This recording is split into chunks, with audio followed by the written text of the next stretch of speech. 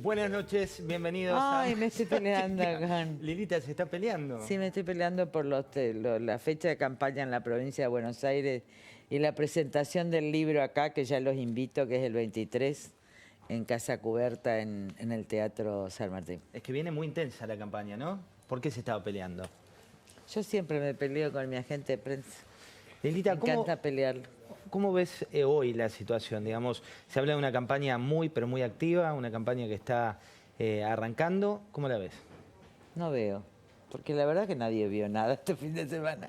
Yo creo que murió de la Rúa, que es 9 de julio, feliz Día de la Patria. Y creo que la campaña en serio va a empezar a partir del 15 de este mes. Arranquemos con De la Y Rúa. lo bueno es que es muy corta. Es corta. Es muy buena porque es muy corta, es una encuesta nacional, así que se van a dejar de corobar ya los encuestadores y toda la plata que cobran y que usan y que especulan. Esa va a ser la encuesta y después creo que la final va a ser ya en octubre. ¿No hay que creer en las encuestas? Bueno, yo nunca creí. Lilita, Conmigo siempre fallaron. Siempre fallaron.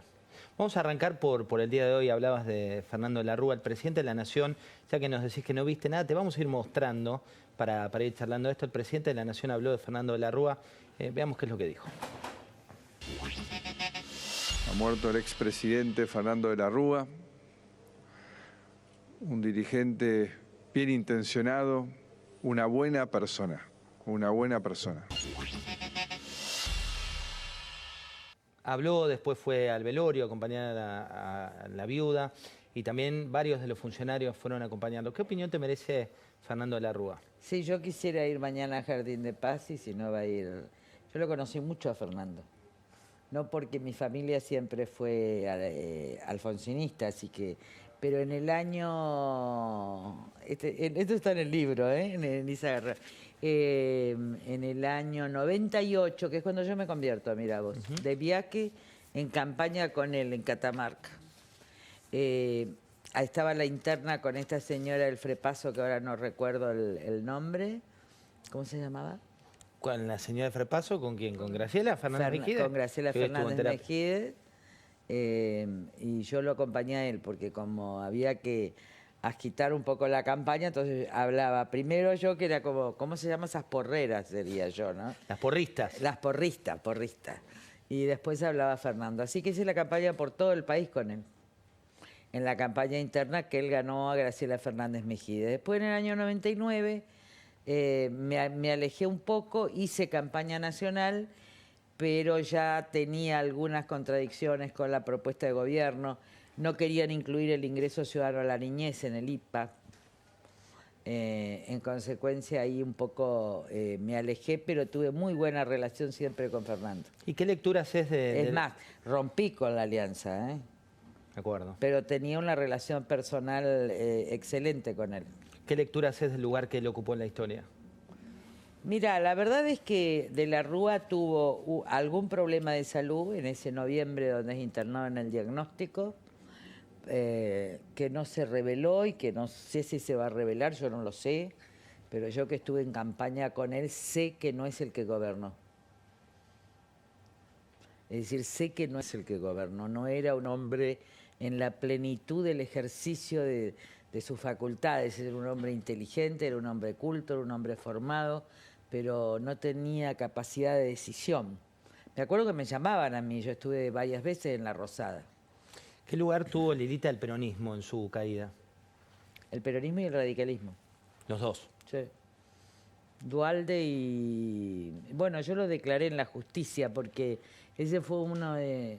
Yo ya empezaba a ser protagonista, era la persona con mayor legitimidad en el momento de la caída.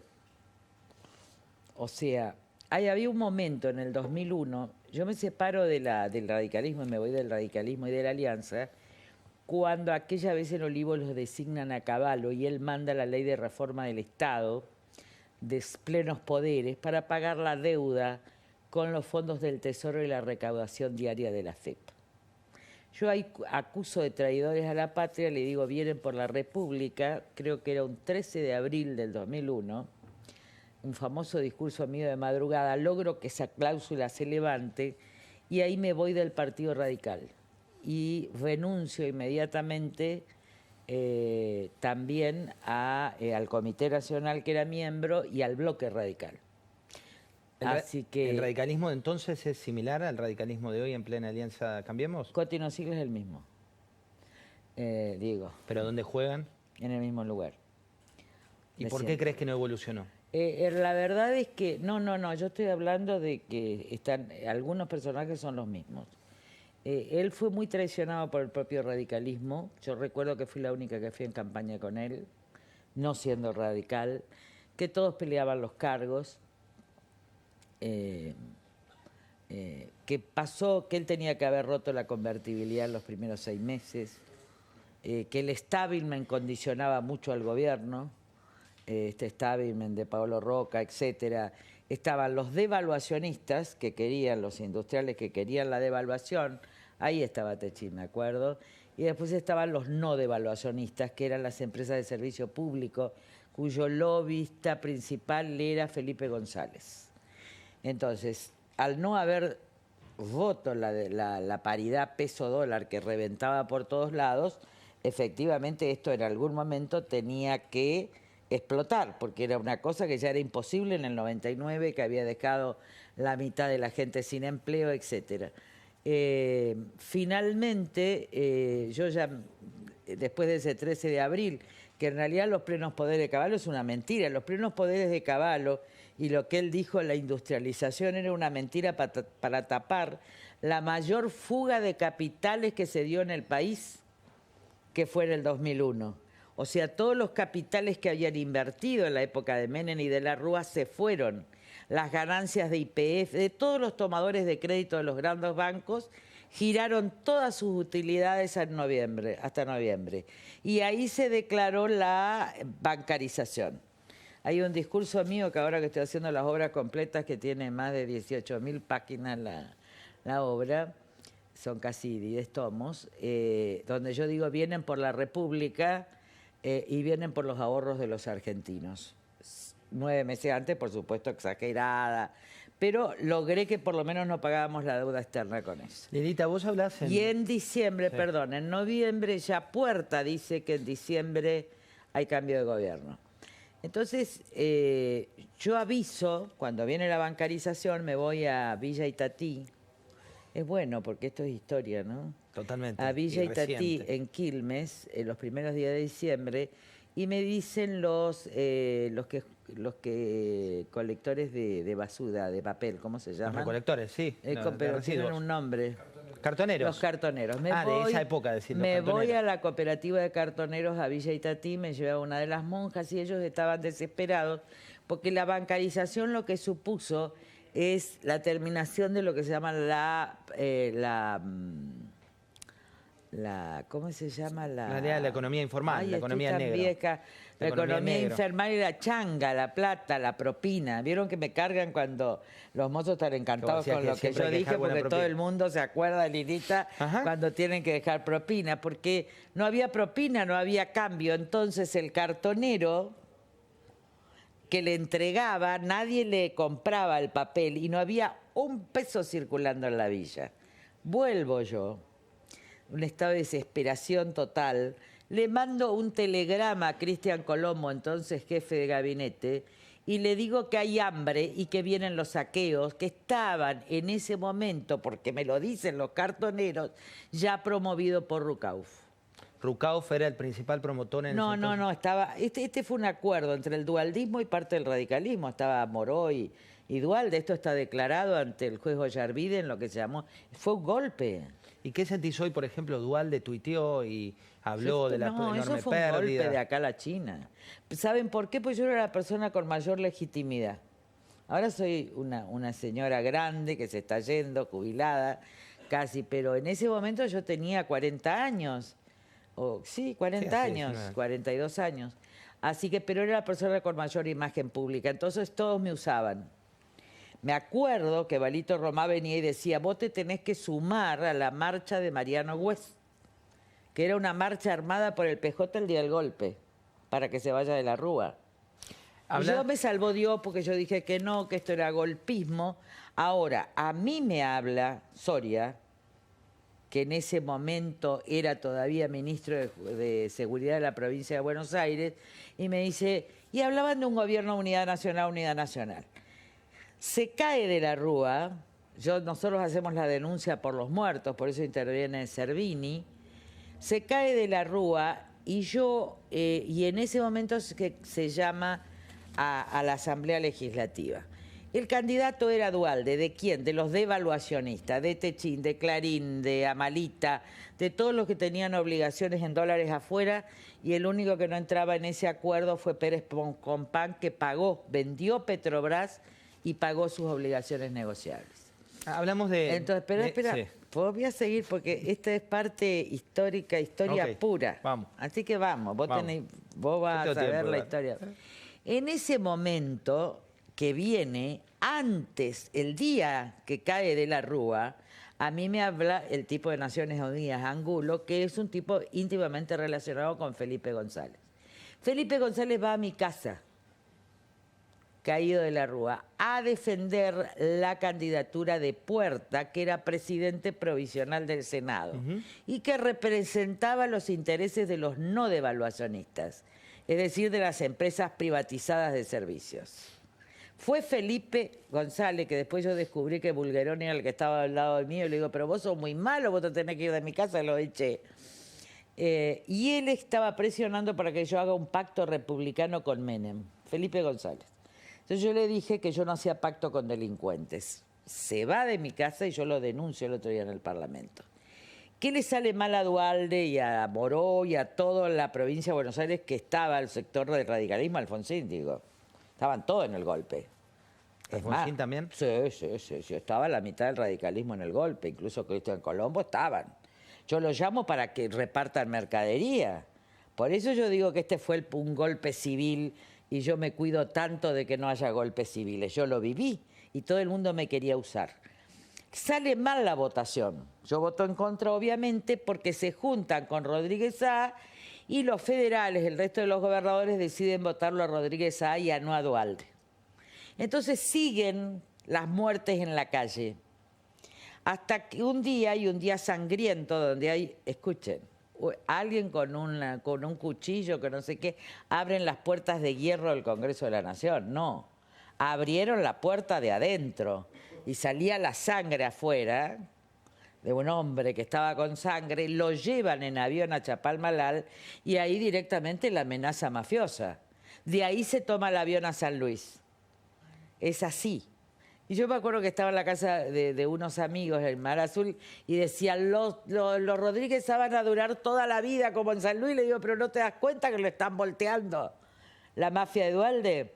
Efectivamente, ¿qué hacen? A Puerta se va a Uruguay, que era el que tenía que asumir la presidencia de la Asamblea, renuncia a Rodríguez Saa, y queda Eduardo Camaño, que era fiel a Duhalde.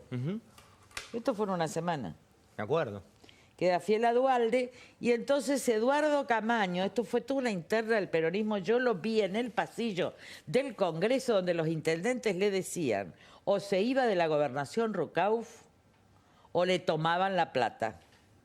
Ahí es donde Rucauf también renuncia a la gobernación, porque esto yo lo veía. Y ahí en esa semana, cuando gobernaba Rodríguez Saa, me llaman a mí, me llama Soria, que en ese momento estaba en la provincia de Buenos Aires, pero que iba a ser jefe de la CIDE. Mirá, gorda, viene un gobierno de unidad nacional y todo el mundo quiere que vos seas ministro de Justicia. Moró me quería mandar a la corte, pero lo que venía era un gobierno de unidad nacional, por la crisis, etcétera. Mentira. Era un golpe dado por los devaluacionistas, ¿está? Un golpe donde estuvo Bendiguren, era una cabeza total, presidente de la Unión Industrial Argentina, que pasa a ser ministro de la Producción. Se rompe la convertibilidad y ahí se debaten dos cosas. Si se va a devolver en dólares los depósitos o si se va a especificar las deudas. ¿Qué quieren los devaluacionistas? Que les especifiquen sus deudas.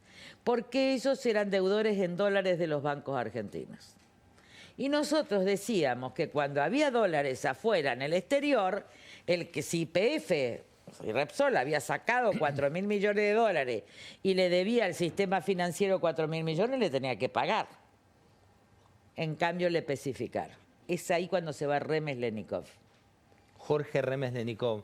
Se va justamente porque le gana, él quiere el fondo fiduciario, que yo lo planteo. En ese momento era yo la persona con mayor credibilidad en la Argentina, para que los que tenían dólares afuera pagaran dólares y con esos dólares se pagaban a los ahorristas. ¿Quién no quiere? Porque quieren la especificación de sus deudas, los devaluacionistas. ¿Quién gana? De Mendiguren. ¿Cómo terminan? La mayor transferencia histórica de ingresos a esos sectores. ¿Por qué? Porque yo con 1/3 de mis dólares afuera pagué todo mi crédito en la Argentina. Estoy hablando de los grandes. Sí, aparte una Mientras historia se ahogaba a los ahorristas. muy reciente, esa historia que muchos que nos están mirando seguramente la tienen Sí, pero la presente. tienen como un momento muy... La convertibilidad se iba a romper igual. El tema es a quién beneficiaba. Si esta era una gran diferencia con De la Rúa, porque yo creía que había que salir inmediatamente una canasta de monedas e inmediatamente había que bajar el impuesto a las ganancias, que sigo pensando lo mismo. Yo no voté ninguna de las leyes de la Alianza desde el principio. Y no voté ganancias, me fui del recinto y dije que esto lleva a la recesión.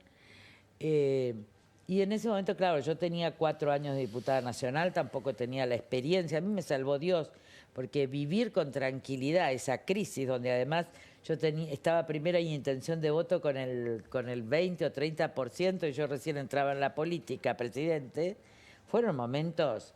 Mira, Marcela Rodríguez decía, pero yo asumí, ya voté 2 presidentes, ¿cuántos más? Asume Duhalde y para la sangre y para la protesta. Si esto no fue armado... Es más, armado fue Costecchi y Santillán. ¿También fue armado, Lilita? Sí, porque yo estoy el viernes anterior a Costecchi en Santillán en un acto, en una reunión reservada con miembros de Naciones Unidas en Montevideo. Y un periodista argentino me dice Juanjo, que era el ministro de Seguridad, Juanjo, alguien que era intendente de Hurlingham, ¿cómo se llamaba? Juanjo. Bueno. Me dice, no puede parar la mano dura de los gobernadores. Y le digo, ¿cómo me decís que no puede parar? El lunes el jefe de gabinete de Duhalde dice que las FARC están en el país, porque lo que querían era romper la relación que había entre los piqueteros, los obreros, los pobres y las clases medias, que estaban todas juntas. Entonces empezaron a decir que eran subversivos y que era la FARC para separar a las clases medias de los sectores populares. Ahí reprimen, sí. Y ahí yo digo, voy a Plaza de Mayo porque hay 2 muertos. Ustedes no saben lo que fue esa noche. ¿Cómo viviste esa noche? Ay, esa noche de la muerte de Costecchi y Santillán, los únicos que estábamos era Zamora y yo. Mi bloque, los varones no querían que vaya. Yo era la candidata a presidente. Era una cosa de terror Buenos Aires, era como un estado de guerra. Y yo dije, yo si hay un muerto, a la Plaza de Mayo voy. Y estuve en la Plaza de Mayo, todo el mundo me quería sacar. Me acuerdo que me llamaban de la radio y me decían que era un irresponsable por estar ahí. Y los diarios al otro día, en realidad, sacaron que era como que los chicos eran de la FARC y estaban en la FARC. Mentira. El chico de Clarín saca la foto de Dios, que es cuando lo acribillan, porque lo matan, es una matanza. El chico es un catequista, hijo de una catequista, una de ellas que me va a ver hablar, y ahí él tiene que adelantar el mandato. Pero él lo que quería era cambiar la agenda. ¿Cómo hizo Duhalde para cambiar la agenda? Impuso las tomas de comisaría. Ellos mismos tomaban. Y los secuestros. ¿Para qué? Para que la agenda del país, que era liberarse de toda la corrupción y de todo, se transformara en la agenda de seguridad. Ahí lo busca De la Sota, le inventa una familia alrededor, no le da. Ahí yo lo llamo a Lole Reutemann el 8 de julio del 2002. ¿Sí? Y le digo, Lole, nosotros, yo estaba primera y en segunda, pero estábamos ahí. Vos vas a ser el presidente de la República. Pues yo te imaginás que era una emergente, recién formábamos el partido. A mí me obligó la sociedad a formar un partido. Pero era muy amiga de Lole y entonces le digo, yo soy candidata al referente de la oposición, pero entre los dos podemos producir la caducidad de los mandatos, la remoción de los jueces y marcar la transición a una república democrática. Esto por escrito. Lole me contesta ese lunes, no Elisa, él me dice Elisa, porque es muy difícil lo que viene y porque yo le tengo miedo a Nillaco. El día 9 de julio desembarca Adrián Menem en Santa Fe. El día 10 de julio anuncian todos los diarios y en toda la televisión Reutemann que no va a ser candidato a presidente. Y ahí se cae la opción, ahí lo crean a De la Sota. Después hablan conmigo para ver si ya estaban condenados a que yo sea la candidata y ahí, por ejemplo, la CTA insiste en sacarme de la candidatura porque De Genaro quería ser Lula y entonces tenía que abstenerme yo. En ese momento me hablan para ver si soy la candidata de ese grupo, donde había diarios, políticos, etcétera. Le dije, a ese precio no llego. Le dije, sé que puedo perder. Y ahí, la última instancia que tiene Duhalde lo pone aquí. Lilita, diciembre del año 2002. Diciembre del año 2002, estamos hablando con Lilita Carrió, sobre todo de esa época que ves en las imágenes con un Fernando de la Rúa. Eso va a estar todo, eso está en ese libro. Eso te iba a decir, porque lo leí la verdad que en profundidad, ahora vamos a hablar un poco de tu nuevo libro. Pero te entretuvo. Sí, aparte tiene muchas cuestiones de fondo, muchas anécdotas, mucha trastienda de la vida personal también de Lilita. Lo llamaste vida y hoy es un día en el cual la muerte fue noticia. No hablas de la muerte en el libro. ¿Qué te genera la muerte? ¿Qué te genera la relación de los argentinos que hoy ves la partida de la Rúa y todo el mundo habla bien, que también es muy argentino, cuando alguien parte... Sí, los muertos son buenos en general. ¿Qué relación tenés? Digo, tu libro se llama Vida y hablas poco de las etapas, de esta etapa que puede ser la vida y después la muerte. No, al contrario, yo hablo en mi infancia, yo fui marcada por la muerte. Ahí hablo de que fui tratada, además psiquiátricamente, para superar el tema de la muerte de amigos, trágica. Yo me defendí siempre del tánatos de la muerte, pero no soy una persona, porque tengo eros, porque tengo a la vida. Además no entiendo la muerte como algo definitivo. Yo no creo esto de que la última, no creo en el tiempo es una ficción, como dice Borges. Hay distintas dimensiones de la vida. Yo no sé a dónde voy, por algún lado voy. Hay cuestiones que contás en el libro, una que tiene que ver con tu relación con la política y también con esta idea de ser la Magdalena de los pobres y de las prostitutas, este cristianismo Yo dije, primitivo. yo creo en el cristianismo primitivo, no creo en Roma. Por eso voy a Jerusalén, yo no voy al Vaticano. Sin embargo, hay una anécdota, no les quiero spoilear todo el libro, pero hay una anécdota muy profunda de la relación de, por entonces, Jorge Bergoglio con Lilita, una anécdota que de hecho te signan como un profeta, una profeta. No, siempre lo dije, se lo dije a Guillermo Marcó, que es el que me dice que Bergoglio me quería conocer. Es obvio que yo tengo una conversión muy profunda, esto fue a la luz pública, y es obvio, el cardenal pide hablar conmigo, pide conocerme. Guillermo Marcó, que era su vocero y era el cura nuestro en San Nicolás, me dice, Bergoglio te quiere conocer. Le digo, ¿qué tengo que yo conocer un cardenal? A mí me asustan todas esas cosas. Y entonces se produjo ese encuentro el 18 de marzo del 2001. ¿Por qué? Porque yo le digo, mire, cardenal, hoy es un viernes negro. Es el día que renuncian López Murphy, Storani, ¿se acuerdan? Que renuncian en cadenas ese día. Yo decía, el viernes, viernes negro, viernes negro, viernes negro, y era negro. Porque Aparte fue una velocidad que... Sí, viste que era como un huracán. Directamente. Viste que yo decía, un huracán, y todo el mundo me decía, está loca. Pero en realidad yo tenía la sensación y la intuición de que ese viernes. Y ahí, entonces, bueno, yo le leí todo lo que le tenía que leer. Esto me dijo, está bajo secreto de confesión. Esta confesión la tiene un cardenal, con lo cual por primera vez la tiene la Iglesia. Ese secreto no lo voy a revelar. Pero es auspicioso para la Argentina, en definitiva. Fíjense que ha pasado 20 años, yo he tenido que luchar, y en ese momento yo veo así en la oración, él lagrimeaba, y en la oración me sale Bergoglio Papa, Bergoglio Papa. Cuando salgo, le digo a Guillermo Marcó, este tipo va a ser Papa, y va a ser Papa, y va a ser Papa, y 2001, y iba al episcopado por ahí, porque mi relación era puramente religiosa, y casi yo te diría que yo le decía cosas a él que ni siquiera eran mías. Por eso sé que su tentación es el poder, y de eso no puedo hablar. Yo no hablaba con él pidiéndole consejos, ¿eh? Él no fue mi confesor. Es más, yo decía, ¿me permite que hable, cardenal? Y yo decía cosas terribles. Así que, y ahí es cuando le digo que no negocie la primera vez que él va a ser papa, él negocia y es papa el otro, y después viene a ser papa. Después yo ya me alejo de él en el 2007, pero efectivamente los que van al episcopado conmigo, que iban a la mañana, Matías Méndez, la gente misma del episcopado que estaba afuera, porque él bajaba para despedirse de mí, le decía, usted va a ser papa, y él se reía, y él sabía que iba a ser papa. Lilita, Joaquín Morales Solá reveló en una frase on the record del Papa Francisco que quiere venir el año que viene a la Argentina, que tiene la intención de venir. ¿Qué tan necesaria es esa visita y cuán utilizable políticamente puede ser el Papa Francisco hoy en la Argentina? Me parece que la Argentina, que es su país de origen, se merece conocerlo, verlo. Pero creo que él tendría que hacer algunos deberes antes de venir para que todo el pueblo lo vea como el Papa de una iglesia universal y no como parte del Partido Justicialista.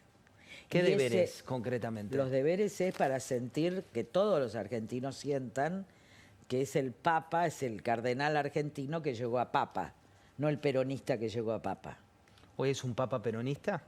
Yo creo que yo le he mandado varias cartas en su momento. El día de la aprobación del tema del Código Civil, que se estaba negociando en un momento con el decano, rector de la Universidad Católica, yo fui a hablar con el nuncio, que es un hombre divino, que era un suizo-italiano, y le mandé una carta personal a Bergoglio diciendo, la Argentina tiene que ser iluminada, no oscurecida. Usted la está confundiendo, usted recibe delincuentes. Ahí paró un poco, dijo, yo no me junto con políticos, y la verdad es que después un día fui invitada al Vaticano, yo estaba en Roma y no fui. En tu Yo libro... no tengo nada que ver con el Vaticano, ¿eh? No, en tu libro decís algo que también me sorprendió, decís, yo no soy Yo voy gorila. a Jerusalén. Yo no soy gorila, decís. No, al contrario. Me divierte el peronismo enormemente. ¿Por eso te divierte la llegada de Pichetto? No, no me divierte la llegada de Pichetto. Yo creo que un vicepresidente tiene que ser un hombre leal al presidente. ¿Crees que hablabas vos de... Pichetto es un hombre del poder y es un hombre leal al poder. Y yo lo conozco hace 25 años porque él era presidente de la Comisión de Justicia y yo vicepresidente. Y juntos con Soria, con él y con Negri, dictamos las leyes constitucionales de este país. La primera ley de Consejo de la Magistratura y habeas data, iniciativa popular, ministerio público, es decir, todas las leyes que pusieron en marcha la Constitución del 94, la dictamos por unanimidad.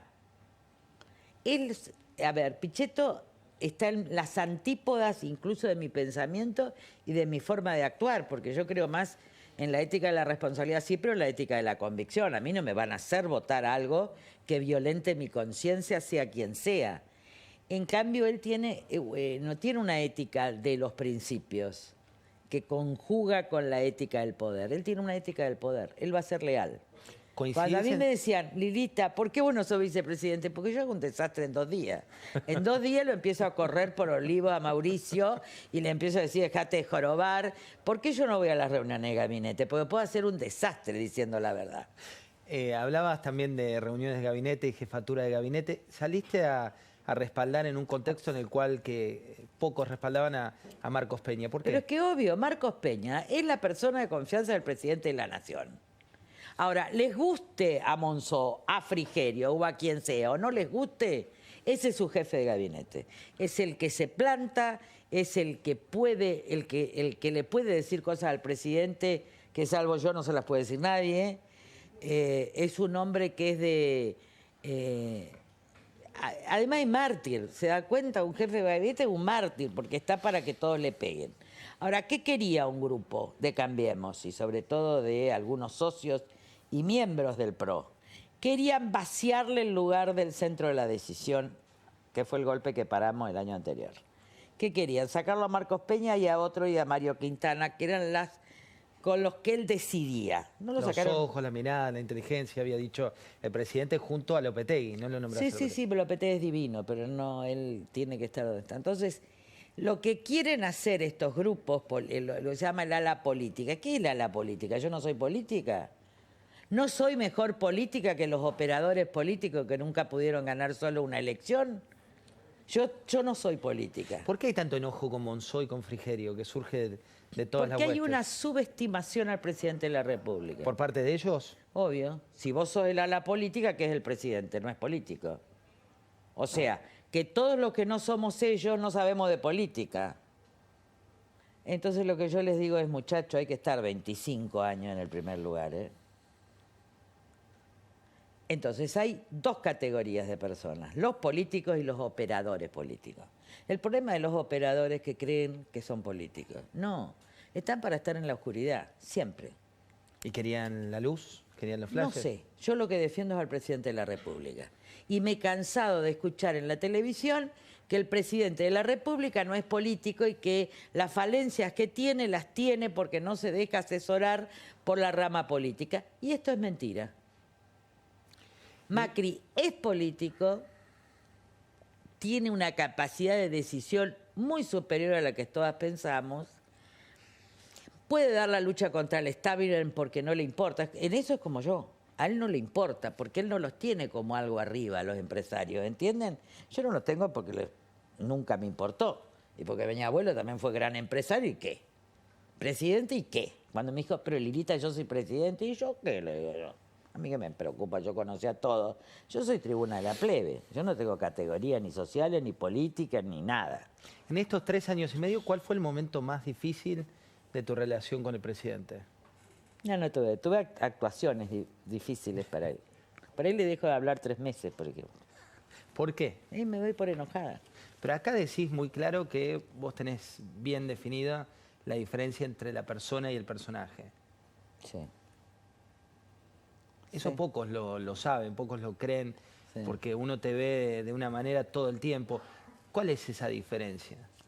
La diferencia es que cuando vos actuás un personaje político, por ejemplo, el personaje político parece imprescindible, imprevisible, porque la jugada del estratega siempre es imprevisible. ¿Por qué? Porque sorprende a los demás, si no, no son una estratega. Cuando yo hago la carterita, que hago un acto semiótico, ¡ay, qué escándalo! Es la lectura lineal. No, es un acto semiótico de ida de unen.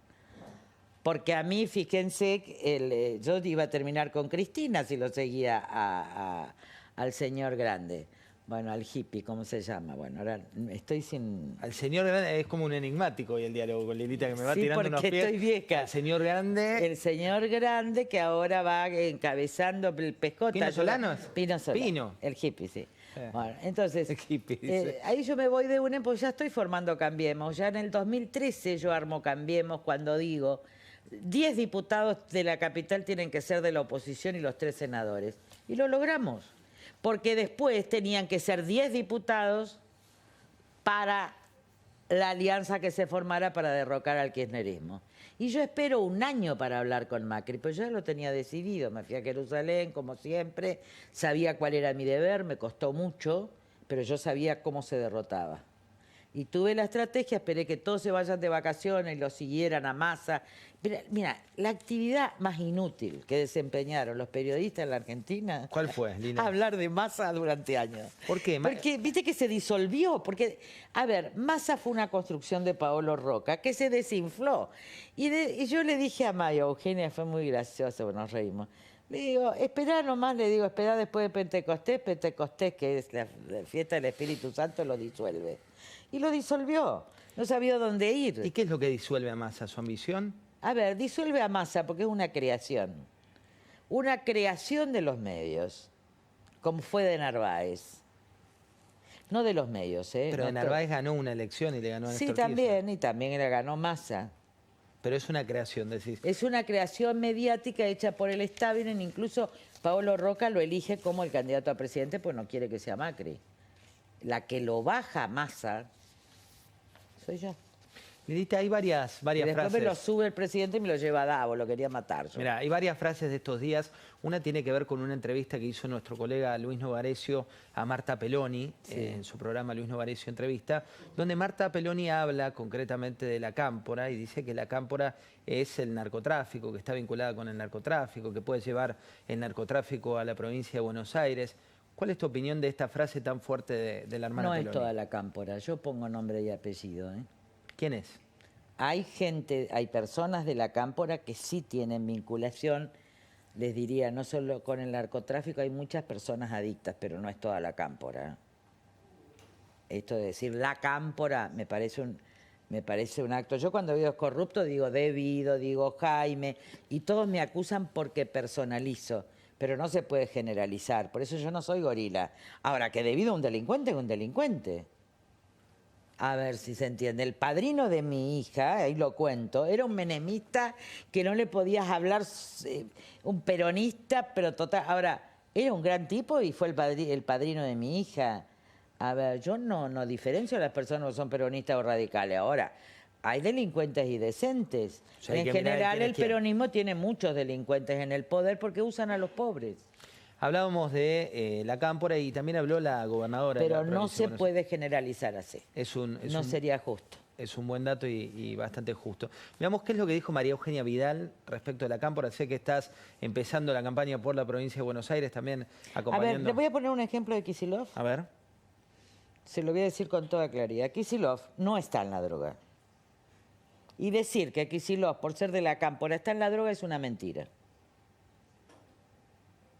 Ahora, que Kicillof le dio impunidad e inmunidad a Brufau, que era el presidente de Repsol, que le entregaron Repsol y que ahora tenemos dos juicios, uno de 3.500 millones de dólares y otro que viene por medio ambiente de la zona de California por otros 3.500 millones, ese es Kicillof, el que firmó los 10.000 millones de dólares dados a Brufau, Si uno ve el que entregó YPF.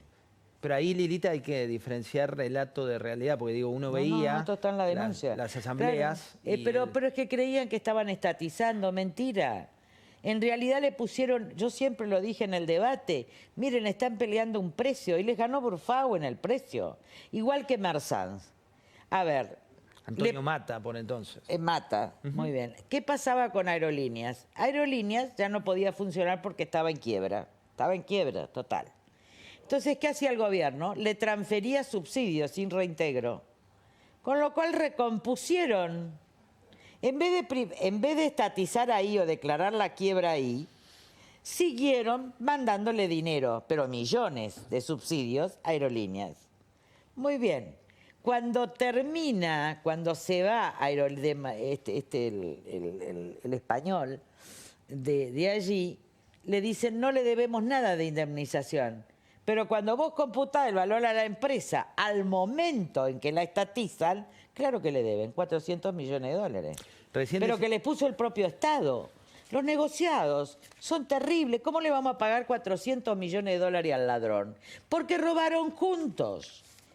Y esto, no sé si estaba el chico de Recalde o no, pero esto es Kicillof. Entonces, que digan la verdad. Que digan la verdad de cómo estafaron. Y esto yo lo tengo en mis escritos con vista al fiscal penal. La causa de vaciamiento de YPF está en el juez Lijo. Es tan clara, es tan absurda, el dictamen, todo, da cuenta del vaciamiento. Nadie quiere tocar a Eskenazi, nadie. Nadie quiere tocar a Cristina Kirchner. En el caso ¿Por qué nadie quiere tocarlos? En el caso Siemens, Lisco recibió de la Unidad de Información Financiera 14 millones de dólares de un ex jefe de gabinete de Menem, de Corach, contemporáneos a la coima de Siemens, que efectivamente fue canalizada a través de ahí. Y Lijo devolvió diciendo que esos papeles no tenían interés en la causa. Con lo cual la Cámara confirmó que no estaba Corach, etcétera, porque rechazaron la documentación.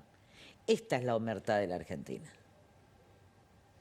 Lila, cuando hablamos de futuro, ¿no? Hay varias palabras, varias frases de estos días en campaña Una es de Alberto Fernández. Te voy a llevar a... Me decías que no estás mirando la campaña. No, no estoy, la verdad. Vamos a ver alguna de las frases, en este caso El Conde de Montecristo vi anoche. Estoy escuchando el I Ching, el Tao y a Buda por El Conde de el Montecristo, audiolibro. ¿viste? Sí, ayer vi el Monte... Porque estoy viendo películas antiguas, Casablanca. Ayer vi el ¿Pero Conde de por qué Montecristo. antiguas? ¿Por qué en blanco y negro las ¿Y películas? por qué? Porque estoy vieja y entonces quiero no pasarme la historia que ya me perdí. Te llevo, no sé si es color o blanco y negro, veamos qué es lo que dijo Alberto Fernández. Yo estoy muy mal peinada, ¿ustedes saben? Nos pasó que en algún momento nos enojamos con el presente que teníamos que vivir y pensamos que era mejor ofrecer alternativas distintas. Y no advertimos que en esa división abríamos las puertas a un escenario como el que tenemos hoy. El problema central que tiene la Argentina es que el día que Macri asumió el gobierno, apagó la perilla de la economía, apagó la economía. Empezó a caer el consumo, cuando cayó el consumo cayó la producción, cuando cayó la producción aumentó el desempleo, cuando aumentó el desempleo mucha gente cayó en la pobreza. Ese es el circuito vicioso de Macri. Cuando lleguemos vamos a encender la economía nuevamente. Vamos a abrir las ventanas de las fábricas, vamos a volver a generar empleo, vamos a volver a generar el consumo. El salario real del que usted hablaba, en 12 años de Néstor y Cristina creció el 19%. En 3 años de Macri cayó el 21%. ¿Se da cuenta de lo que hicieron? Nosotros tenemos que dar vuelta a esto. Sabemos cómo hacerlo. Tengo mucha confianza. Pero tenemos que hacerlo entre todos. ¿El día que Mauricio Macri asumió apagó la economía? Mire, yo no voy a confrontar con... Para mí forma parte de los Fernández. Este señor, que es candidato a presidente, me mandó a decir a mí, cuando ganó la presidencia Kirchner, creo que también lo conté, quería que yo vaya de ministro de Justicia o de juez de la Corte. Viste que te quieren sacar de la política mandándote de juez de la Corte. Bueno, entonces primero va Sergio Acevedo y después va Balito Romá antes de irse de embajador a Paraguay. Era un momento en que el gobierno de Kirchner me arrancaba dirigentes, pero me quería a mí, para eliminarme, obviamente. No hay mejor forma de eliminar a una persona que ascendiéndola. Lo que no contaban es que yo no tengo ambición. Y entonces me dice Balito, mira, el PJ, o vos te vas al gobierno o te aniquilan. Miren, la campaña de difamación que yo tuve por este señor Alberto Fernández, del 2003 que le dije que no, porque le dije voy a ser linchera, pero nunca cooptada, y menos por un ordinario, porque viste que lo peor que le puede decir a un nuevo rico es ordinario. Y menos como un ordinario por él, yo voy a estar de linchera. Yo voy a poder caminar por la calle y él no. Ese es el señor Alberto Fernández. Ese señor Alberto Fernández, en el año 95, no, en el año 2005, se producen las elecciones a diputado en Buenos Aires. Y yo estoy primera, segundo Macri, tercero Bielsa. Queda claro que con Macri y con Bielsa tuvimos un debate bárbaro. ¿Qué hace para que yo no gane la capital y además para dejarme tercera y bajarme el señor Alberto Fernández? Tengan cuidado porque estoy hablando de las elecciones, ¿eh? De ahora, de futuro. Sí. Contrata a un hacker que le inventa una cuenta a un hombre que murió y que era una extraordinaria persona, que es Enrique Olivera. 3 días antes de la elección. Que lo hace a través de Daniel Bravo, hijo de Alfredo Bravo, pero muy, muy, muy oscuro, y de la que era entonces su novia, esposa o conviviente, que era Vilma Ibarra. A mí me significó, yo me acuerdo que yo estaba en el Pilar, salgo de misa y me dice Enrique, esto es una mentira. Ya la CIDE le había hecho un robo total de la oficina. Él se va al banco y ¿saben cuándo le da la respuesta? El lunes, o sea que también estaba arreglado el banco para no darle la respuesta inmediata, que la norma no existía. Hay una conversación que se hace en un bar con un periodista, editorialista y con Alberto Fernández, donde el periodista le dice, no lo hagas contra ella porque nadie te va a creer. Claro, ¿quién va a creer que yo tengo 2 millones de dólares o 3 millones o 40 millones de dólares? Ojalá que me lo dé para la tarjeta. Dice, pero la podés hacer contra Olivera. Esa fue la operación contra Olivera con un hacker que entonces estaba en la CIDE. Señores, en las elecciones que vienen hay que tener cuidado. Yo voy a hacer una presentación ante la Cámara Nacional Electoral porque el hackeo de los resultados es posible. Nosotros vivimos con el hacker y de esto sabe el señor Alberto Fernández. Lilita, breve tanda, ¿eh? Y los rusos están actuando en Venezuela, ¿por qué no van a estar actuando en la Argentina? Ahora volvemos y le repreguntamos sobre Venezuela, le repreguntamos sobre lo que viene en la campaña. Breve tanda y ya volvemos. En Garbarino te invitamos a disfrutar la más amplia variedad de marcas y productos. Comprar rápido y fácil a través de nuestro sitio web, descargando la app, por venta telefónica o en más de 150 sucursales con el envío más rápido a todo el país. Garbarino, garantía de confianza.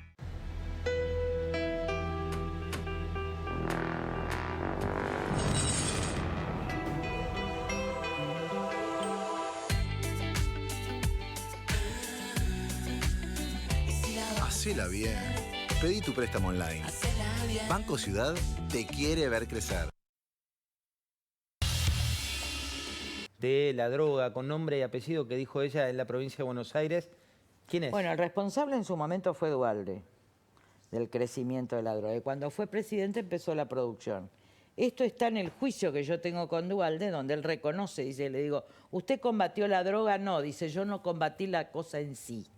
¿Y quién la combatió? Eso le correspondía a la justicia, pero no le corresponde. Está transcripta el acta, pueden encontrarla en el tema. Cuando se va Duhalde, en realidad hay una gran disputa en la provincia de Buenos Aires, porque la droga no está desenganchada ni del tráfico de armas. ¿Quién controla el RENAR? ¿Quién controló el RENAR durante todo el gobierno de Cristina? También Fernández. Aníbal Fernández. No está desligado de los piratas del asfalto. ¿Dónde estaban los depósitos de los piratas del asfalto? En San Nicolás. No está desligado, digo, de la matriz mafiosa de la provincia de Buenos Aires. Hay una disputa entre un intendente de 3 de febrero, Curto, que es el que nos hace el fraude a nosotros en la campaña de senadores del 2001 en la provincia, y una disputa con Aníbal Fernández. Cuando Aníbal Fernández se hace ministro de Seguridad y paran los secuestros, vienen los piratas, pues ellos cambian. ¿Entendés? Ellos, los que pactan con la mafia, le dicen, bueno, no hagan más secuestros de spray, ahora vayan a pirata del asfalto. Pero los negocios siguen, son como un grupo de inversores, digamos. El responsable del narcotráfico y de la efedrina en la Argentina durante el periodo de Kirchner es Kirchner y Aníbal Fernández. Lilita, la última tiene que ver con un lugar en la historia, ¿no? Si vos tuvieras que decir cómo querés ser recordada dentro de la historia argentina. No sé si quiero ser recordada, primero, porque yo creo en otra vida y ya está. Lo que no me gustaría es ser velada, y ya está prohibido, en el Parlamento Nacional. Mira, te voy a decir qué dijo un historiador, para cerrar, Daniel Quisiera Balmaceda. estar en la tierra con mi padre, con mi hermano, al lado del Paraná, y poder irme al Paraná cuando quiera, y hay otra dimensión de la vida, y yo estoy lista para vivir 40 años más o para morirme hoy. ¿Vos sabés lo que es? Dice la Biblia, hay que estar atentos, porque viene vos un día. Ay, yo estoy lista, pero yo estoy lista para alguien. No sé si estoy lista para vos, para mis hijos. Yo estoy lista para el Señor. Si me obliga a seguir luchando, tengo que hacerlo. Yo ya le fui a pedir, por favor, a Jerusalén que no me mande al Senado. Mirá lo que dijo Daniel Balmaceda, historiador, cuando le preguntamos qué lugar... Fíjate. Lilita expresa una mirada más transversal, por lo general. Yo la veo como un Palacios, en esto de esa euforia que pone, ese vértigo a los que nos tiene acostumbrados, y es un estilo entre carismático y gladiador. Palacios, así te identificó Balmaceda. ¿Te gustó? No sé, yo creo que el personaje más cercano a mí es el de Santa Fe. Directamente. ¿Quién es? ¿Cómo es? ¿La Torre? Lisandro. Lisandro La Torre. De hecho, los editorialistas de Santa Fe me dicen Lisandra. Ahí está, estuvo Lilita Lisandra Latorre aquí. Compren su libro, Vida, vale la pena leerlo. Si querés saber sobre este personaje, como ella se define de la política argentina, no te pierdas el libro. Un placer haberte tenido. No, gracias a ustedes y compren el libro porque quiero ya tener mis cuentas al día, porque si no me voy a la quiebra civil. Quiere pagar las tarjetas, dice Lilita. Ya está Juan Germano, titular de Isonomía, vamos a recibirlo. Ay, empezaron los encuestadores, qué horror. Menos mal.